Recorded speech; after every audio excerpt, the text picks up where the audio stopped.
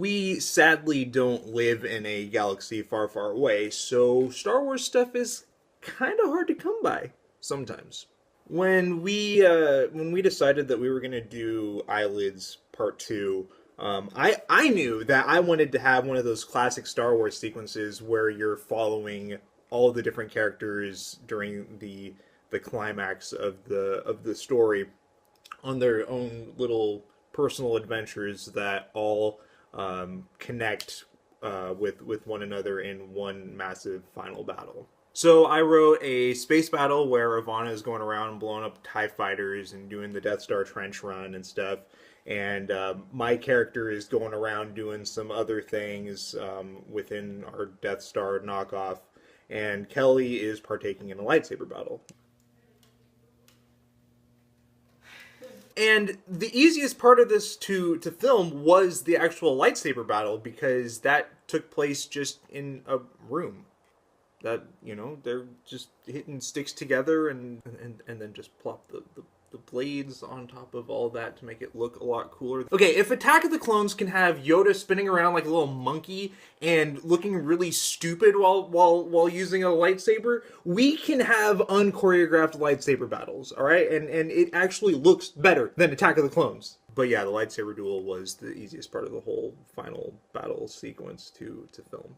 So, mainly because the stuff with me and Ivana involved a lot of green screen work. We're blowing up. Dan, scoot back if you can. Like, well, I have to fall into this somehow. You know, like there's me. I'm actually going around blowing up the spoilers, the main reactor of the Death Star wannabe, and we don't really have a place that looks like a main reactor. So I'm just filming everything against a green screen and looking like an idiot while doing it. Thanks.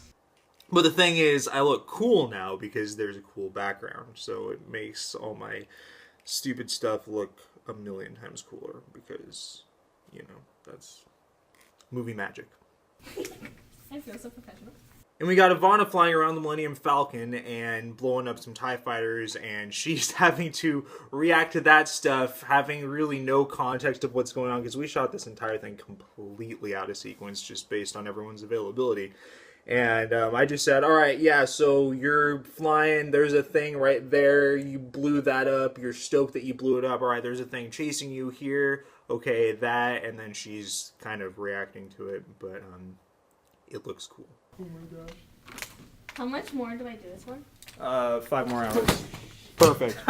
Alright. And in order to achieve the epicness of space battles, we made use of free 3D... Wow, that's really hard to say.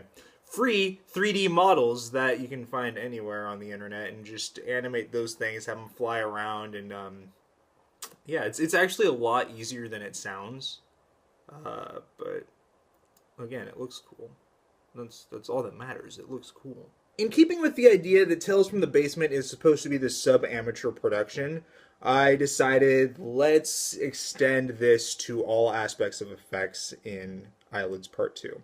The original trilogy's effects were fantastic for the time, but today they look like they were made in the 70s and early 80s. So I'm like, hey, let's try to make our effects look as faithful to those original effects as possible. So that means intentionally keeping in some matte lines, having some kind of ugly green screen composites, and the lightsabers are a lot more flickery, kind of like they are, I'm thinking specifically when Luke is training in A New Hope on the Millennium Falcon, and the lightsaber just is like, oh my goodness, it looks so bad. But I'm like, hey, that was theatrically released, and you know, Eyelids Part 2 isn't, so we can get away with it, right? That's fine. It makes my life easier with the whole post-production thing. I mean, I'm not trying to make it, it's actually a lot harder to make it look as faithful to the effects from 1977. Yeah, that's it. So the compositing is home video worthy.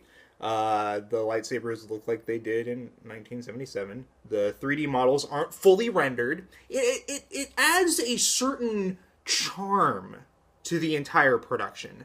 It actually takes me back to the kind of stuff that I was working on back in high school, back when I didn't know any better. And this is where I should probably like show a clip of a Star Wars thing that I did back in high school. I've never even want to flirt. Oh my goodness! Oh my god! I'm out of control! I wonder if the master knows what he's doing. Ah! Oh, that persistent Jedi is following me. Now I've got the hang of this. Oh no, he's turning his guns on me!